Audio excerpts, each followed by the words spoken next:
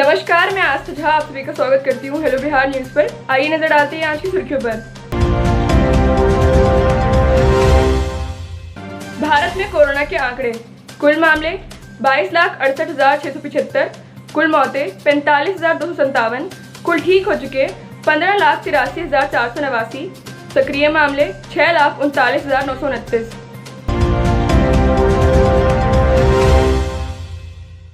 पूर्व राष्ट्रपति प्रणब मुखर्जी जी ने सोमवार को बताया कि जांच में उनके कोरोना वायरस से संक्रमित होने की पुष्टि हुई है।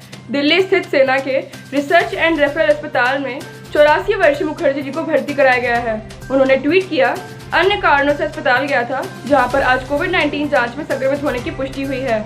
मैं अनुरोध करता हूं कि जो लोग भी पिछले एक हफ्ते में मेरे संपर्क में आए हैं वे खुद पृथकवास में चले जाएं और अपनी कोविड-19 जांच करवाएं।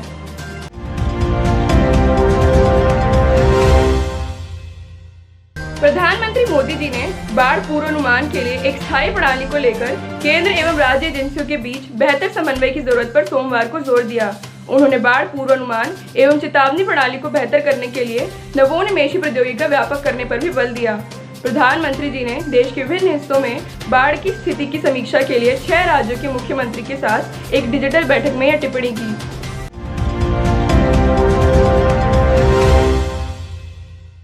मणिपुर में एक दिवसीय विधानसभा सत्र के दौरान बीजेपी सरकार का बहुमत परीक्षण था। परीक्षण के बाद राज्य में बीजेपी की अगुवाई में चल रही गठबंधन सरकार कुर्सी बचाने में सफल रही। विधानसभा में बीजेपी के 28 और कांग्रेस के 24 विधायक हैं। दिल्ली में इस साल के विधानसभा चुनाव खत्म होने के बाद बीजेपी अब एमसीडी इलेक्शन की तैयारी में लग गई है। बीजेपी के दिल्ली यूनिट के चीफ आदेश गुप्ता जी ने कहा कि वे इस महीने के आखिर तक राज्य की नई टीम की घोषणा करेंगे।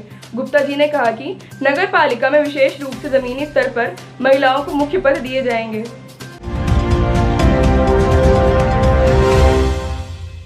कोझिकोड विमान हादसे के बाद नागरिक उड्डयन मंत्री हरदीप सिंह पुरी जी और कांग्रेस सांसद रवनीत सिंह बिट्टू जी सोशल मीडिया पर भिड़ गए हैं। पुरी जी ने ट्वीट किया, कांग्रेस पार्टी के कुछ सदस्य बिना तथ्यों को जाने ही ट्वीट कर रहे हैं। सांसद रवनीत सिंह बिट्टू जी को नैरो बॉडी एयरक्राफ्ट और वाइड बॉडी एयरक्राफ्ट के बीच अंतर पता नहीं है। इसके बावजूद उन्होंने इस मुद्दे पर किसी विशेषज्ञ की तरह ट्वीट किया।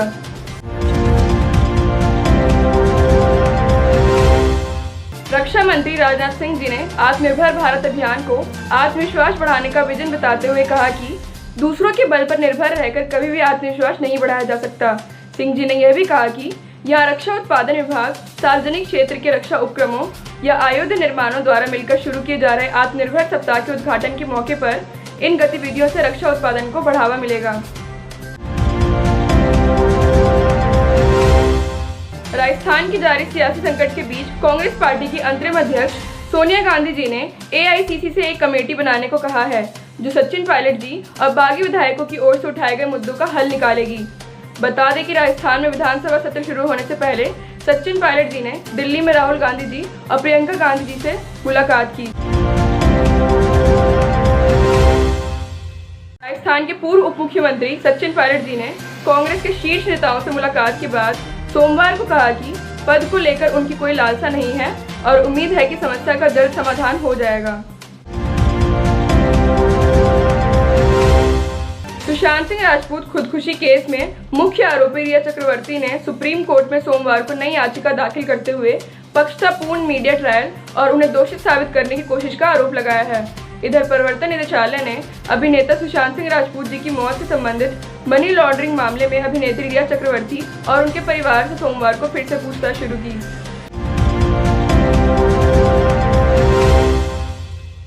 जरूरी मुद्दों पर अपनी बात मुखरता से रखने वाली एक्ट्रेस स्वरा भास्कर जी ने अब रिया चक्रवर्ती का समर्थन किया है। स्वरा जी ने सुशांत केस में रिया के मीडिया ट्रायल को लेकर ऐतराज जताते हुए उम्मीद की है कि उच्चतम न्यायालय के आदेश से इस केस को लेकर चल रही फेक न्यूज पर लगाम कसेगी।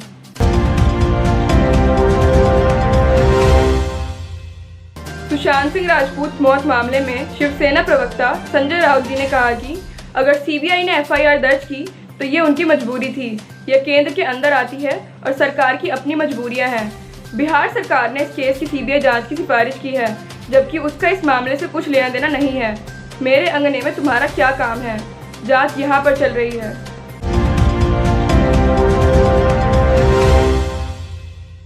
कोरोना संकट काल में घरों में बैठे स्कूली बच्चों को पढ़ाने के लिए सरकार वैसे तो सभी जरूरी कदम उठा रही है, लेकिन ग्रामीण क्षेत्रों के बच्चों तक उसकी पहुंच अभी भी अधूरी है। शिक्षा मंत्रालय की संसदीय मामलों की स्थायी समिति ने सोमवार को इस मुद्दे को प्रमुखता से उठाया। साथ ही सुझाव दिया है कि ग्रामीण और दूर दराज क्षेत्रों के बच्चों को पढ़ाने के लिए समाचार पत्रों की मदद ली जाए।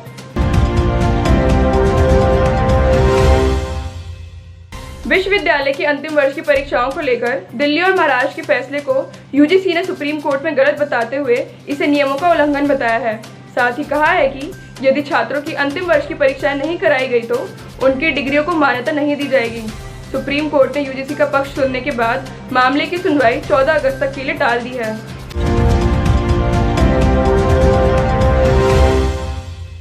असम के बागजान में गैस के क्षतिग्रस्त कुएं को बंद करने का दूसरा प्रयास भी सोमवार को सफल नहीं हो सका और ढक्कन उठाने वाले लोहे का केबल टूट गया। ऑयल इंडिया लिमिटेड के इस कुएं से पिछले 76 दिनों से गैस का रिसाव हो रहा है। कुएं को बंद करने के लिए पिछले 10 दिनों में यह दूसरा प्रयास था। इसी के साथ मैं आस्था झा आप सभी से विदा लेती हूँ। कल फिर मुलाकात होगी कुछ नई खबरों के साथ। तब तक के लिए अपना और अपने परिवार का बहुत ख्याल रखें। आशा करती हूँ आपको हमारा न्यूज़ प्रोग्राम पसंद आया हो। इसे लाइक एंड शेयर ज़रूर करें। धन्यवाद।